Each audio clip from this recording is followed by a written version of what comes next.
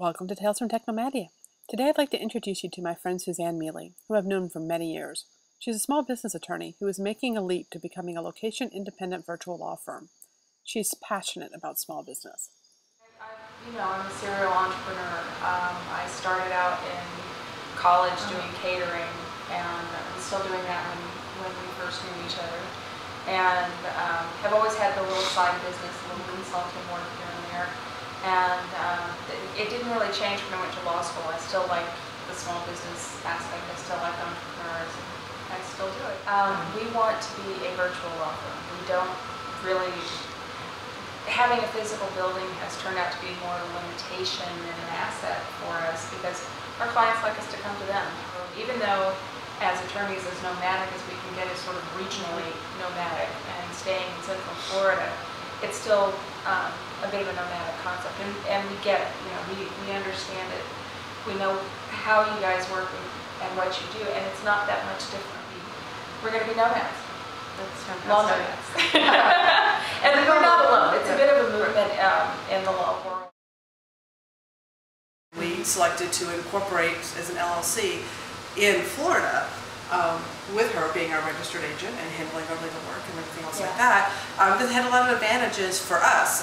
As you might know, we're domiciled in South Dakota, but our business is now in Florida, using whatever address that Susie's going to be using. And part of that is because you do have ties, you've got substantial ties to Florida.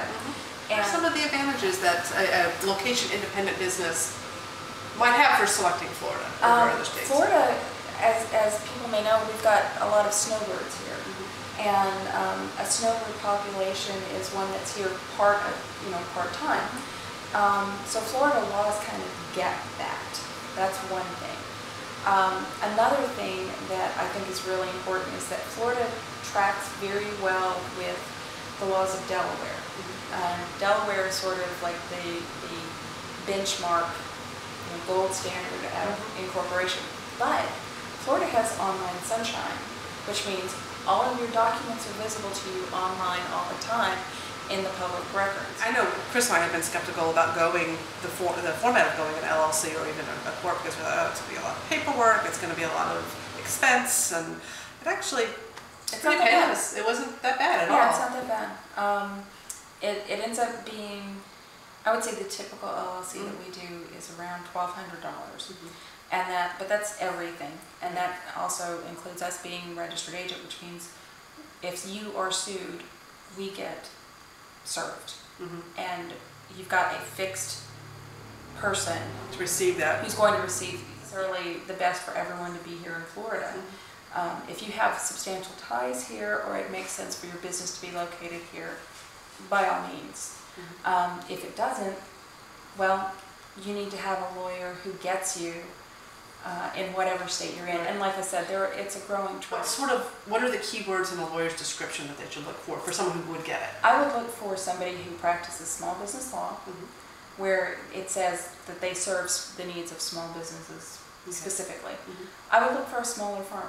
I would look for a lawyer who can give you a flat fee and tell you this is what it's going to cost you. We try to do that every time. I would look for somebody who is willing to serve as a registered agent to receive the service of process. And I would look for somebody who's an entrepreneur and gets that aspect of it. As far as the nomadic aspects of it, I really think the only way to know is to feel them out, to talk to them. No problem with electronic communication, because that's going to be key. Right. I mean, I love that I can just pop a question off to Susie. Yeah. And, you can FaceTime me, you can Skype me, you can pop an email to me, text me. And if you have ties in a state that you're registered your business in, some of those ties, whether they be family, friends, they can also serve as a registered agent. Absolutely. Now, do they have to be on your board of directors or like that? So you don't even have to bring them into the business. A registered agent anybody can serve as your registered agent. They just have to register as a registered agent and physically sign a piece of paper accepting assignment as registered agent. You can serve as your own registered agent. But you're not going to be there. I was going to say, but that's kind of hard to do when you're nomadic. So in every state that you do business, you are required by most states to have a registered agent. And by doing business in, I don't mean just contracting with somebody in that state. I mean, you're going there and working and physically there providing services on more than a temporary basis. You know. So someone who may have a contract in a different state and maybe only visits them once or twice a year probably doesn't need to be worried about it. No, there's so many variables, and state law is really location specific. So depending on where you are, you may have different rules in that state. So another important thing when you're selecting someone to set up your business is considering a lawyer who is aware of all these different state differences, even if they're not legally able to serve in those states. And who can advise you about choice of law in each state. Thank you for sharing a little bit of insight into what your firm's up to, and if you're considering registering in Florida, I highly recommend this chick. Cool. I love that.